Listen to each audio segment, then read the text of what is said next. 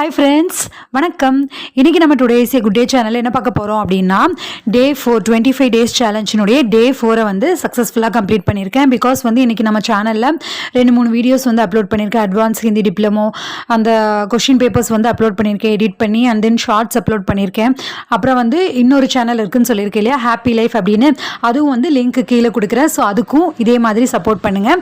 அதுலேயும் வந்து videos upload பண்ணியிருக்கேன், ஷார்ட்ஸ் அப்லோட் பண்ணியிருக்கேன். அது போக வந்து புக்ஸ் இன்றைக்கி என்ன படித்தேன் அப்படின்னா, லைப்ரரியிலேருந்து புக்ஸ் எடுத்துகிட்டு வந்திருந்தேன்னு சொல்லியிருந்தேன் இல்லையா.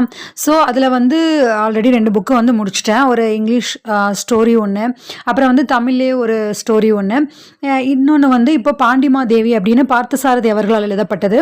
ஸோ அந்த புக்கு வந்து எடுத்துகிட்டு வந்திருக்கேன். பொன்னியின் செல்வனெல்லாம் எந்த மாதிரி அதாவது அதே ஈக்குவலாக இருக்குன்னு சொல்லலை, பட் அந்த மாதிரி ஒரு பழங்கால வரலாற்று கதை மாதிரி. ஸோ அதையும் படிச்சுக்கிட்டே இருக்கேன். ஸோ இன்றைக்கி என்னுடைய லைஃப் வந்து ஓவரால் ரொம்ப இன்ட்ரெஸ்டிங்காக போச்சுன்னு சொல்லலாம். அது போக நான் என்னுடைய வேலைகளும் என்னுடைய ப்ரொஃபஷனல் என்னுடைய ஒர்க் சம்மந்தமாகவும் நிறைய வேலையை கம்ப்ளீட் பண்ணியிருக்கேன்.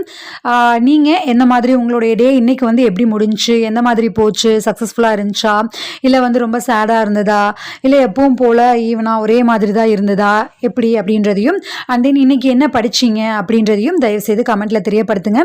நீங்களும் இந்த சேலஞ்சில் பார்ட்டிசிபேட் பண்ணுங்கள். ஸோ உங்களுக்கும் இது ரொம்ப ரொம்ப யூஸ்ஃபுல்லாக இருக்கும். ஓகே ஃப்ரெண்ட்ஸ், நம்ம நாளைக்கு டே 5ல் மீட் பண்ணலாம். பாய்.